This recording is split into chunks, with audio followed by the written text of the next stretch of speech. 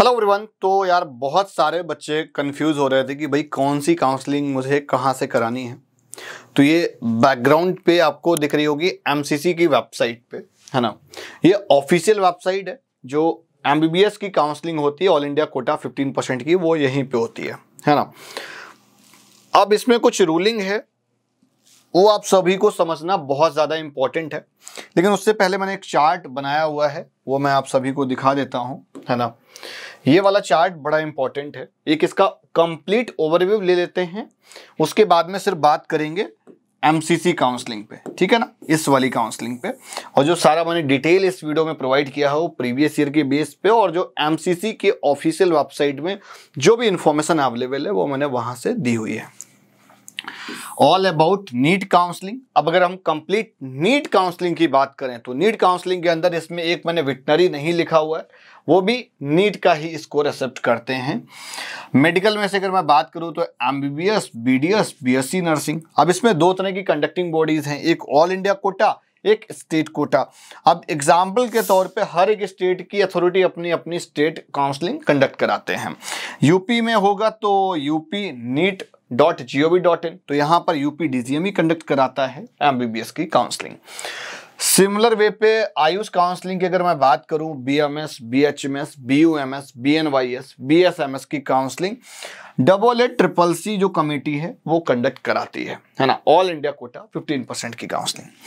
अब 85% स्टेट कोटे की काउंसलिंग यूपी में यूपी आयुष की जो कमेटी है वो कंडक्ट कराती है ना। वो है आपका आयुष काउंसलिंग UPSTSC.gov.in, है ना। ये लास्ट ईयर ही वेबसाइट थी, इससे पहले कोई वेबसाइट दूसरी थी, सेकंड लास्ट ईयर वेबसाइट कोई दूसरी थी। ये ऑफिशियल वेबसाइट है। काउंसलिंग में याद रखना है, यहाँ पर सिंगल L है, डबल L नहीं है, ठीक है।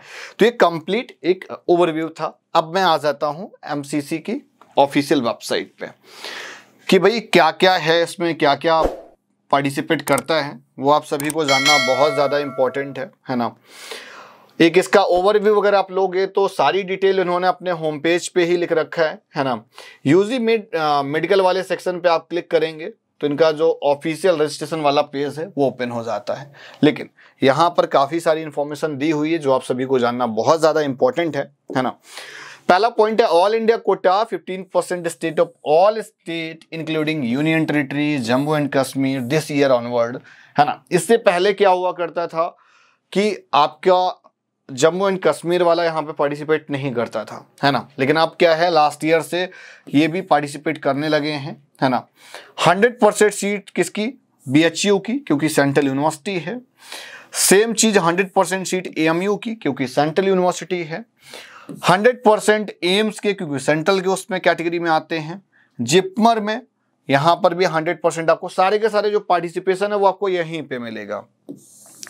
85% आपका DU के जो कॉलेज हैं, है ना, और IPU के जो कॉलेज हैं, है ना।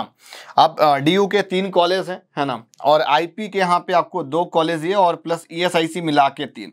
ये वर्धमान महावीर है, ये अटल बिहारी वाजपेयी वाला है। ये कॉलेज 85% यहाँ पर पार्टिसिपेट करते हैं। लेकिन बड़ी एक इंपॉर्टेंट चीज़ है, लेकिन यहाँ पर जो IP के जो 2 कॉलेज हैं ये तो IP यूनिवर्सिटी के अंडर में आते हैं, बट यहाँ पर पार्टिसिपेट करते हैं, ये चीज़ याद रखना। जब आप अपनी दिल्ली की स्टेट काउंसलिंग करेंगे तो वहाँ पर ये कॉलेज 85% के सीट्स के नहीं मिलेंगे। क्लियर। 100% सीट जामिया का, है ना, जिसमें से 5% वो लोग इंटरनल कोटा फॉलो करते हैं।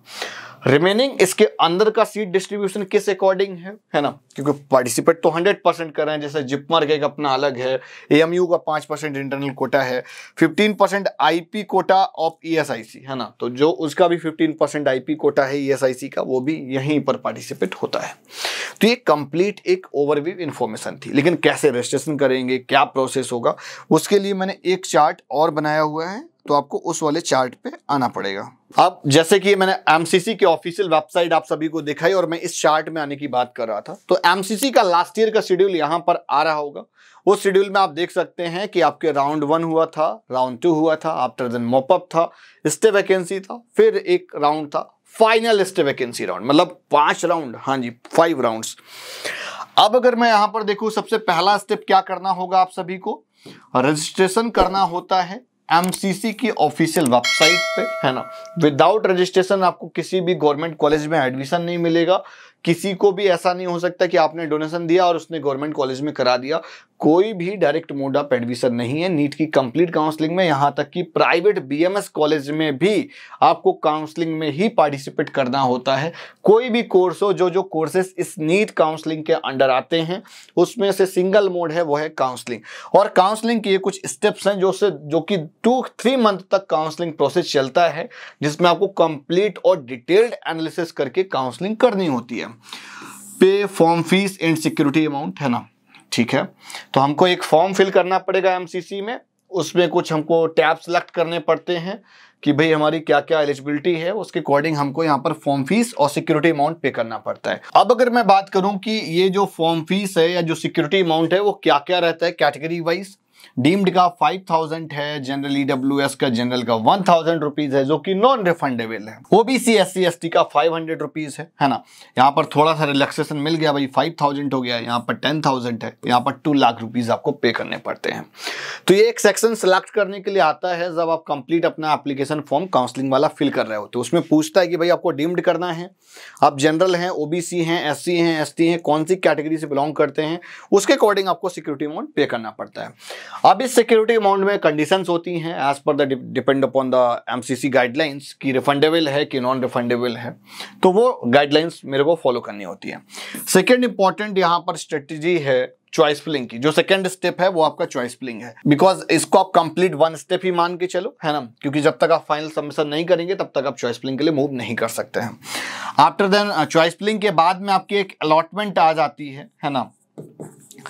अलॉटमेंट के बाद में आपको विलिंगनेस सबमिट करनी पड़ती है कि आपको जो सीट मिली है वो आपको ऑप्ट करनी है या रिजेक्ट करनी है, या आपको ऑप्ट करके नेक्स्ट राउंड में पार्टिसिपेट करना है, जिसमें हम लोग अपग्रेडेशन बोलते हैं। तो वो बोलते हैं उसको सबमिट विलिंगनेस, है ना। अब ये विलिंगनेस सबमिट करने का बहुत बार सेक्शन ऑनलाइन आ जाता है, बहुत बार आपको ऑफलाइन जाके करना पड़ता है। और यहाँ पर डाउनलोड अलॉटमेंट लेटर का ऑप्शन आ जाता है। यहाँ पर शेड्यूल दिख रहा होगा, उस तरह से यहाँ पर वही शेड्यूल सेम फॉलो होता है। रजिस्ट्रेशन, चॉइस फिलिंग, अलॉटमेंट, है ना। उसके बाद में आपको फिजिकल रिपोर्टिंग, जो भी आपका अलॉटेड इंस्टीट्यूट होगा वहाँ पर आपको अपने ओरिजिनल डॉक्यूमेंट्स लेके जाने होंगे, और ट्यूशन फीस जो कॉलेज की होगी वो सबमिट करनी पड़ती है सेम डे, ताकि आप प्लानिंग लेके चलो। जब काउंसलिंग का जो शेड्यूल या जो टाइम गाइडलाइन चल रहा है उसके अकॉर्डिंग आपका फीस का बंदोबस्त होना चाहिए, है ना। तो ये कंप्लीट स्टेप था जो राउंड वाइज फॉलो होता है। रिमेनिंग बहुत सारी टर्म्स एंड कंडीशन गाइडलाइंस हैं, लेकिन ये नीट 2023 की काउंसलिंग में मैंने प्रीवियस ईयर के रेफरेंस बेस पे आपके पास एक मैसेज देने की कोशिश की है, जिसमें एक प्रोसेस है कंप्लीट, वो आपके साथ शेयर किया हुआ है। तो वीडियो आज के यहीं तक, और इसी तरह से आपको एक आयुष काउंसलिंग का भी एक कंप्लीट इन्फॉर्मेटिव वीडियो मिलेगा। वीडियो को लाइक करो, चैनल को सब्सक्राइब करो और शेयर करो। और हम वेबिनार कर रहे हैं, मैं बार बार बोल रहा हूँ कि वेबिनार वाला गाइडेंस फॉर्म जो है उसको फिल कर दो, 1-to-1 लाइव इंटरेक्शन करने का मौका मिलेगा।